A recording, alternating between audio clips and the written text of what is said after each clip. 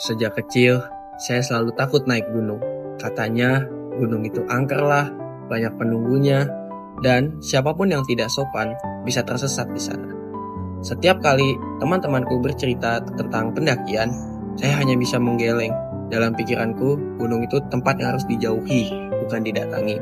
Sampai suatu hari, keluargaku mengajakku mendaki Gunung Prau di Dieng, Jawa Tengah.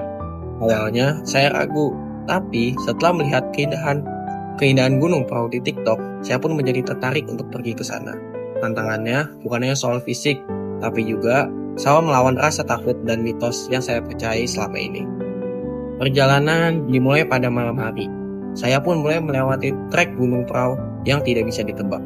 Ada yang landai dan ada juga yang curam. Dinginnya angin malam dan suasana Gunung Prau yang sepi menemani perjalananku pada saat itu. Namun, semakin tinggi saya mendaki, rasa takut itu perlahan tergantikan dengan rasa kagum. Langit berubah warna, bintang-bintang mulai bermunculan, dan saat saya tiba di puncak, matahari terbit di balik lautan awan. Di situ, saya sangat bersyukur karena dapat melihat keindahan alam dari atas gunung dan membuktikan bahwa mitos-mitos tersebut tidak ada dan yang ada hanyalah keindahan di sana. Sejak saat itu, saya sadar bahwa gunung bukanlah tempat yang menakutkan. Gunung adalah cermin ketenangan, tempat kita belajar menghargai alam dan mengalahkan diri sendiri. Saya yang dulu takut, kini justru jatuh cinta kepada alam Indonesia.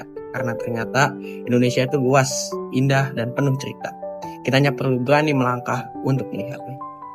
1 tahun lalu, saat aku masih menduduki bangku SMA, aku ikut serta dalam kegiatan sosial di sebuah panti asuhan sebagai bagian dari program kerja organisasi yang aku ikuti di sekolah. Aku dan teman-temanku datang untuk memberikan bantuan berupa makanan pokok, makanan ringan, dan juga beberapa hadiah sederhana dari games yang kami adakan sebagai bagian dari acara tersebut. Aku awalnya berpikir kegiatan ini hanyalah sekedar menjalankan program kerja dan memberikan bantuan. Tugas utamaku adalah membuat surat izin dan proposal guna melaksanakan program kerja ini. Di samping itu, aku juga merangkap dalam mendampingi anak-anak panti saat acara berlangsung dan memastikan setiap proses rangkaian acara berjalan dengan lancar. Namun, semakin lama aku berada di sana, berinteraksi dan bermain bersama anak-anak panti, aku menyadari bahwa banyak pelajaran yang jauh lebih bermakna daripada hanya sekedar menjalankan tugas organisasi. Selama kegiatan, aku banyak berinteraksi dengan anak-anak yang memiliki semangat luar biasa, walaupun dengan cerita hidup yang berbeda-beda. Aku melihat bagaimana anak-anak tersebut tersenyum ceria saat mengikuti games dan mendapatkan hadiah sederhana dari kami para panitia. Sempat aku dapatkan cerita dari salah satu anak panti yang kehilangan kedua orang tuanya.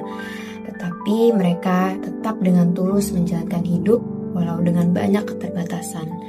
Dari situ aku mulai belajar bahwa penting bagi seseorang untuk menyiapkan ruang bersyukur apapun kondisinya, dan juga menghargai setiap hal-hal kecil yang terjadi dalam hidupnya. Kegiatan sosial itu mengubah caraku memandang arti bersyukur. Aku sadar kebahagiaan tidak selalu datang saat kita memiliki segalanya, tetapi dari seberapa besar kita dapat menghargai dan membagikan apa yang kita miliki. Dan sejak saat itu, aku, siswa SMA yang selalu merasa kurang, berkata dalam hati, terima kasih Tuhan atas kesempatan untuk berbagi dan atas rasa syukur yang Engkau tanamkan dalam hidup saya. Aku datang ke panti asuhan, membawa senyum dan sedikit ragu.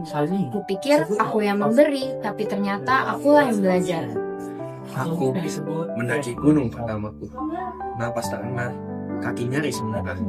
Namun saat di puncak, saat matahari perlahan muncul, aku tahu lelah pun bisa menjadi berkah. Di mata anak-anak yang tertawa tanpa beban, aku temukan arti bahagia yang sederhana. Tak perlu banyak, cukup hati yang mau berbagi. Di hembusan angin kencang, aku temukan ketenangan yang jarang kurasa.